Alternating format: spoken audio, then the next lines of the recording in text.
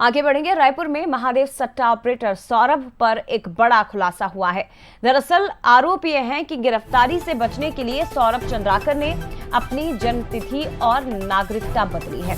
फर्जी इंडोनेशियाई पासपोर्ट से ओमान में प्रवेश के आरोप है। पासपोर्ट पर सौरभ का नाम अंजिता मेंडिस है और ओमान में पहले फर्जी पासपोर्ट केस की जांच की जाएगी।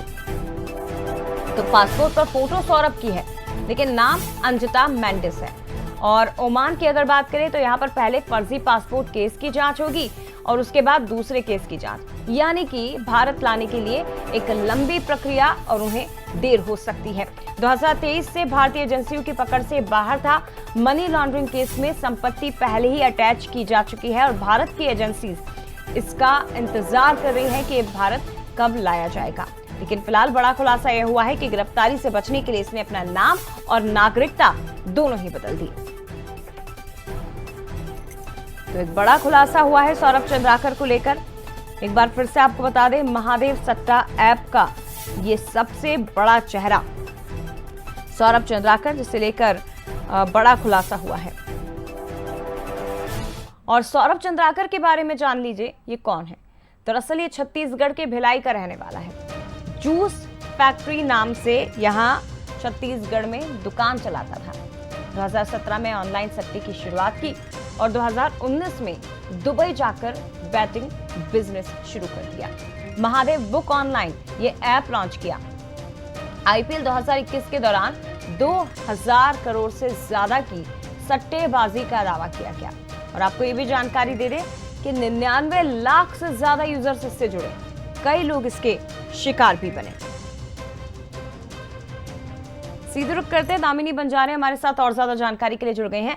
दामिनी, क्या जानकारी और क्या बड़े खुलासे हुए हैं सौरभ चंद्राकर को लेकर? क्योंकि जिस तरह से उसने फर्जी पासपोर्ट के जरिए अपनी नाम, नागरिकता, जन्मतिथि बदल दी, ये भारतीय एजेंसियों के लिए शायद मुश्किल हो सकता है क्योंकि उसे भारत लाने में देरी होगी। अब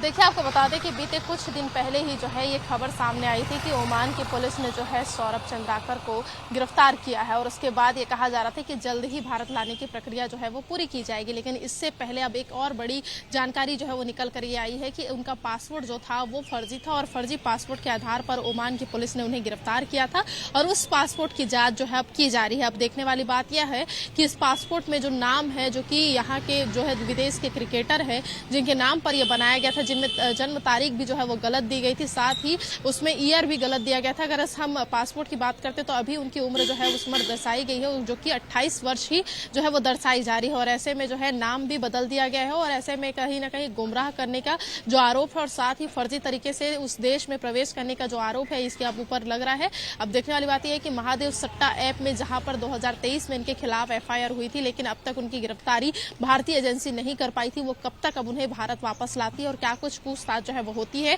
और ओमान में जो फर्जी दस्तावेज का जो केस आ चुका है पासपोर्ट का, उस पर जो है क्या कुछ सुनवाई होती है और किस तरीके से तर्क जो है सौरभ अपने पक्ष से देते नजर आते हैं, ये देखने वाली बात होगी। क्योंकि अब तक जो है इस पर सुनवाई जारी है और अब तक जो है अभी तक कोई जानकारी फिलहाल जो है वो नहीं आ रही है। पासपोर्ट का जो जानकारी अब अपडेट होकर आई है उसमें यह कहा जा रहा है कि अब इसमें सुनवाई के बाद ही जो फैसला वहां की एजेंसी लेगी उसके बाद ही उन्हें भारत लाना संभव होगा। अब एक देखने वाली बात यह कि जो उनके संपत्ति है, जैसे करोड़ों की संपत्ति को कुर्क किया गया था, उनके जो एक तरह से रिश्तेदार थे, उनके जो दोस्त थे, उनकी संपत्तियों को भी कुर्क किया गया था। तो ऐसे में जांच में और क्या कुछ एजेंसी आने वाले वक्त में जो है कार्रवाई करती है और भारत लाने के बाद पूछताछ के बाद क्या एक्शन होता है और कब तक उन्हें भारत लाया जाता है और सौरभ के खिलाफ जो है आने वाले समय में अन्य जो ओमान की जो पुलिस है, ओमान की जो एजेंसी है, वो क्या कुछ एक्शन जो है वो लेती है।